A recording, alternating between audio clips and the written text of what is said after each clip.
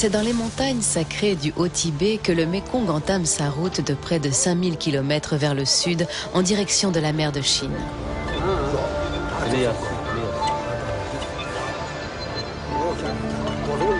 Chemin faisant, il traverse 6 pays, irrigue un bassin équivalent à la moitié de l'Europe et nourrit ainsi plus de 320 millions d'habitants.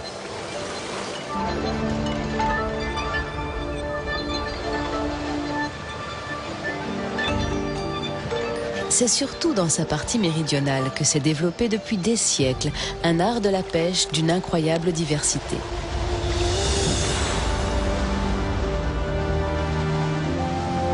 On estime que 70 millions de personnes vivent ici de la pêche sans que cette activité soit devenue un sujet de discorde entre les riverains.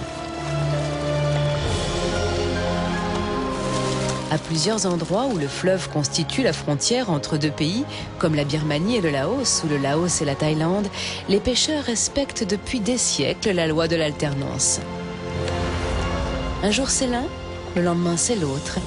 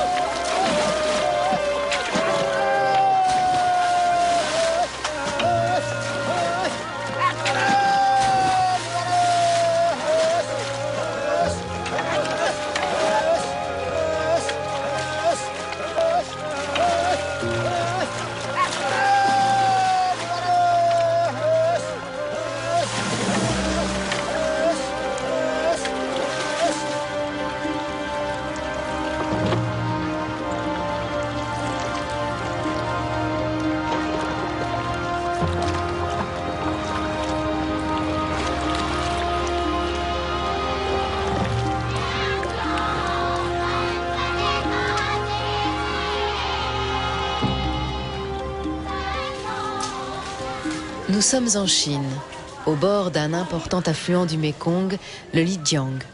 Les pêcheurs achèvent leur sortie nocturne. Au petit matin, ils vont porter, tout comme Wang Luchi, le fruit de leur travail au marché de la ville de Guilin.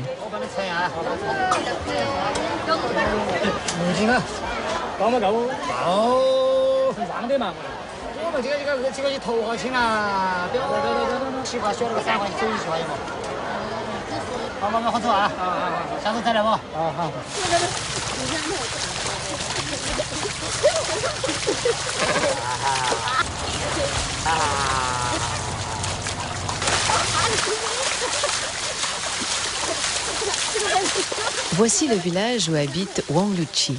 Ici, depuis des siècles, on pratique une pêche bien particulière.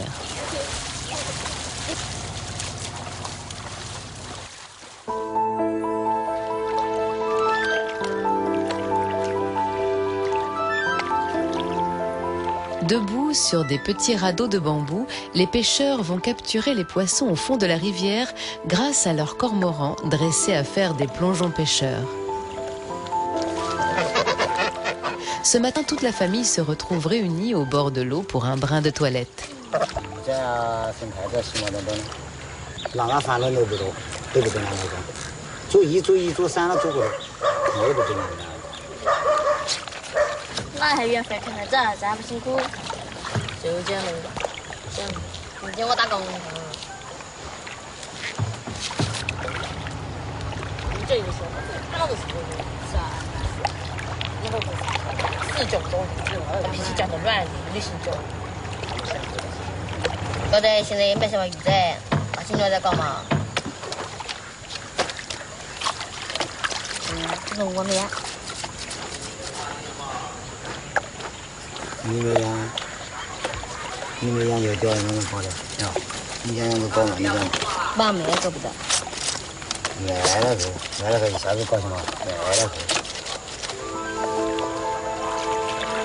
Wang Luchi ne sait plus très bien vers où se tourner. Le métier qu'il a appris grâce à son père ne nourrit plus son homme et ses enfants ne veulent plus continuer la tradition. Il est tiraillé entre deux mondes.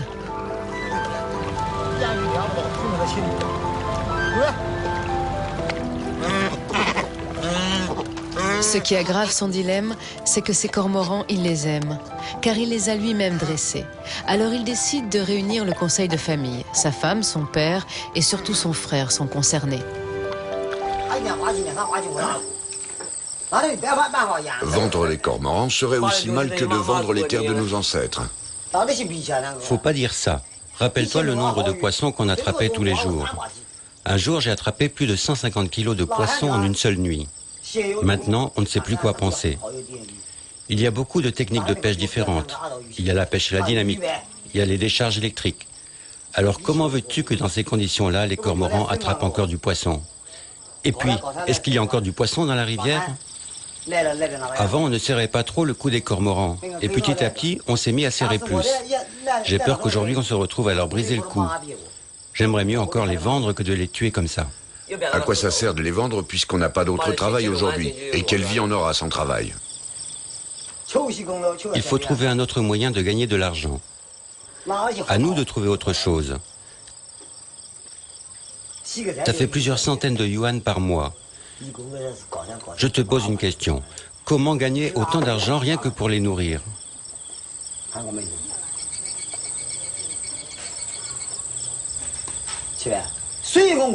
Tu me critiques, tu dis que je me fiche des cormorans.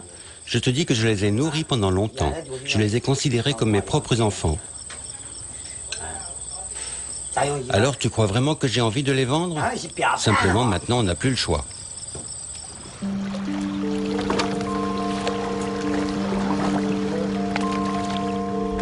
Plus tard dans la nuit, la rivière les appelle. Une nouvelle fois, c'est l'heure de la pêche.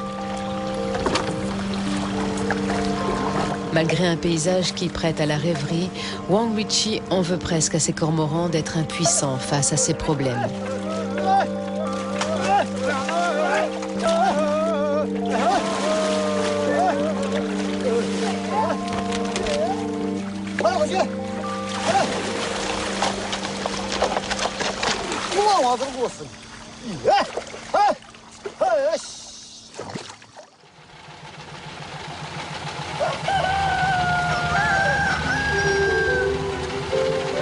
Nous voici en présence d'une autre famille de pêcheurs. Cette fois, nous sommes au Cambodge, sur le lac Tonle Sap. La famille de Nim Kim Lee au complet part à l'aube pour avoir plus de chances de remplir ses filets. Il y a la mère, le père et leurs enfants. Ils vivent sur un bateau maison et se déplacent sur le lac au gré des variations de son niveau.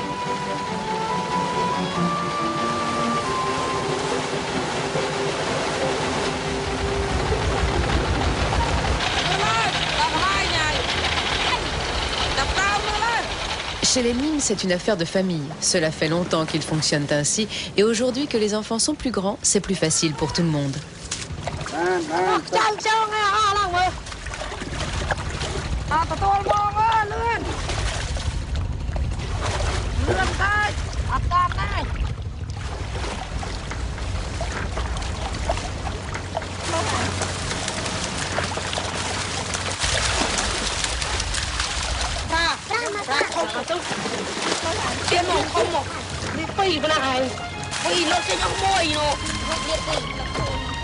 Une fois assez de poissons pêchés, il faut en obtenir un bon prix.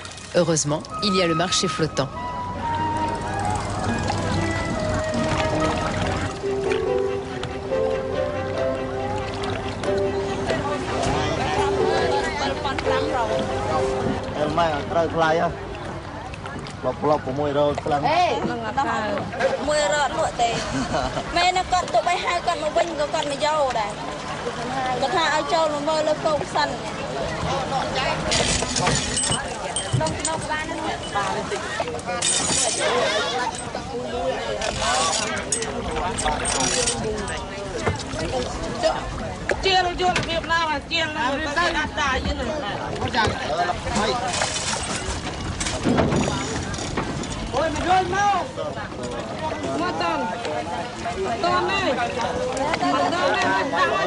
On peut parler d'une journée satisfaisante. Ensemble, ils ont gagné suffisamment pour vivre correctement dans les semaines à venir. Ils peuvent tranquillement profiter un peu de cette fin de journée. Tout comme les pêcheurs au cormoran en Chine et notre famille du lac Tonle Sap au Cambodge, des millions de personnes vivent de la pêche dans le bassin du Mékong.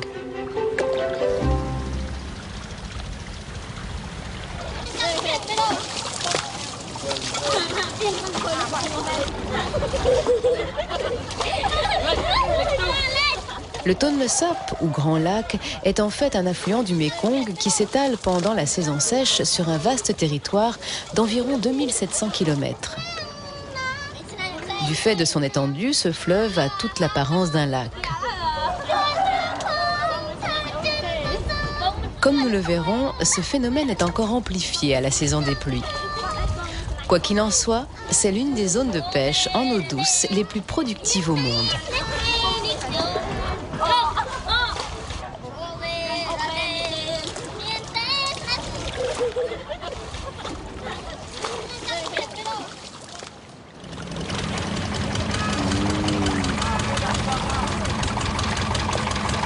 Le lendemain, pour les Nimes, c'est l'heure de bouger. Comme c'est la coutume ici depuis des centaines d'années, le village entier va se déplacer pour trouver une nouvelle aire d'ancrage.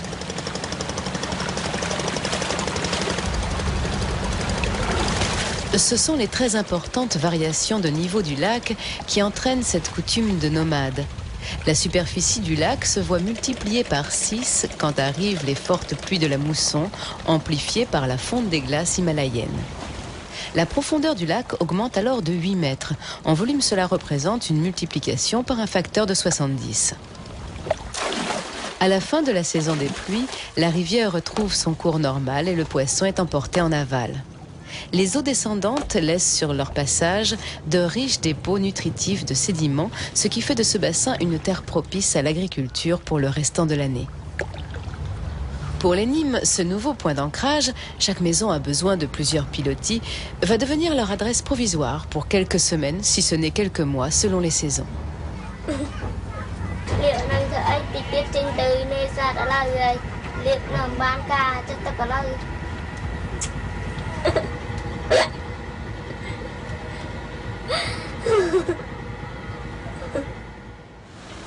C'est à l'occasion d'une nouvelle sortie de pêche que Nim Kim Ni commence à se faire du souci, car dernièrement, elle a constaté que le poisson se faisait de plus en plus rare. Pourtant, habituellement, lors de sa crue, le lac recouvre les forêts et les champs avoisinants. Cette inondation saisonnière crée un milieu idéal pour la reproduction des poissons, si bien qu'on a pu recenser ici jusqu'à 200 espèces. C'est toujours une véritable providence pour les Nîmes et les 3 millions de Cambodgiens qui vivent dans la région. D'autant plus que l'on a coutume de dire qu'il y aurait presque autant de pratiques différentes de pêche que de poissons.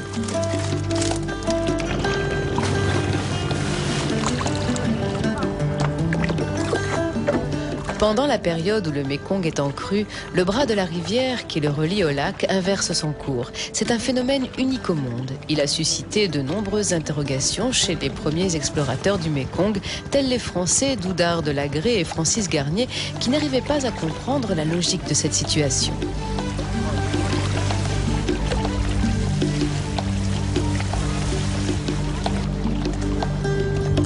On notera que l'inversion du cours du Tonle-Sap agit comme une valve de sûreté qui restreint le risque d'inondation plus loin en aval.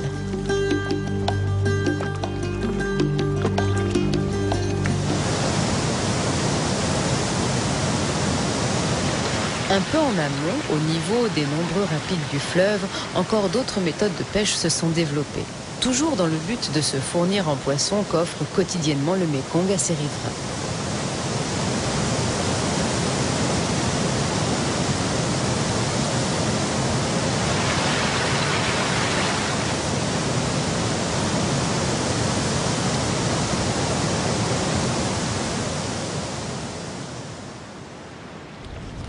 De retour au lac, pendant que les filets sont déjà dans l'eau, pour les Nîmes, c'est l'heure du repas. Le plat du jour, une farandole de poissons frais, façon Tonle-Sap.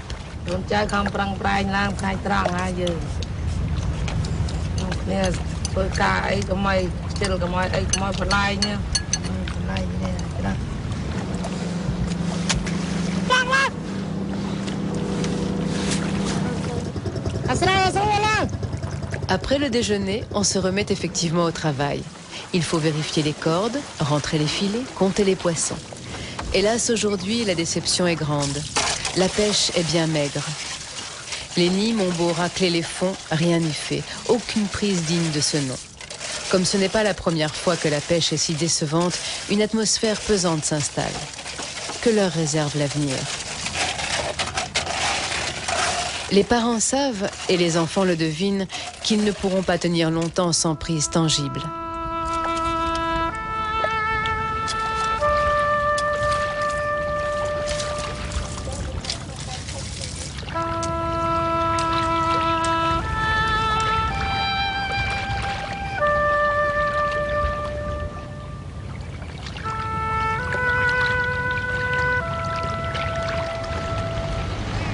De retour à la maison, l'angoisse s'empare de toute la famille.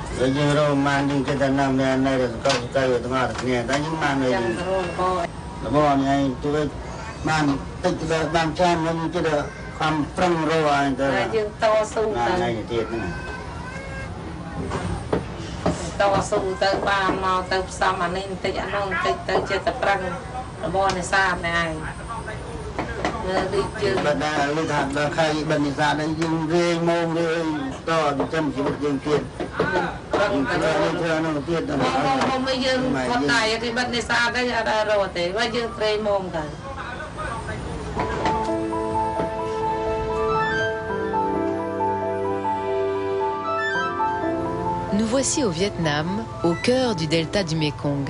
Nous allons accompagner Al Yong, qui a décidé, voilà quelques semaines, de se lancer dans une expérience de pisciculture.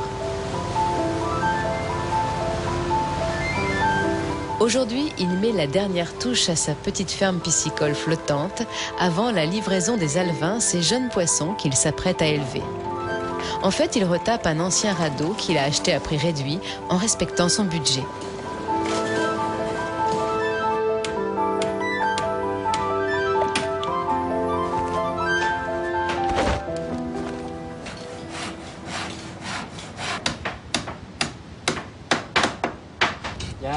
Le cycle de reproduction chez les poissons est court.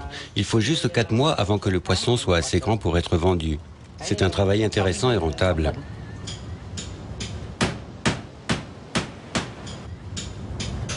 J'ai investi dans cette ferme flottante et dans les alevins. En tout, il y en a pour 100 millions de dongs. 100 millions de dongs ? Oui. Quel pourcentage de ces 100 millions de dongs correspond à votre investissement ? 100%, j'y ai mis toutes mes économies. Vous avez investi tout votre capital dans cette entreprise. Que se passerait-il si ça ne marchait pas et si vous ne pouviez pas récupérer votre investissement? Comment vous feriez? Personne ne peut savoir ce que l'avenir nous réserve. Tout ce que je peux espérer, c'est la bénédiction des dieux.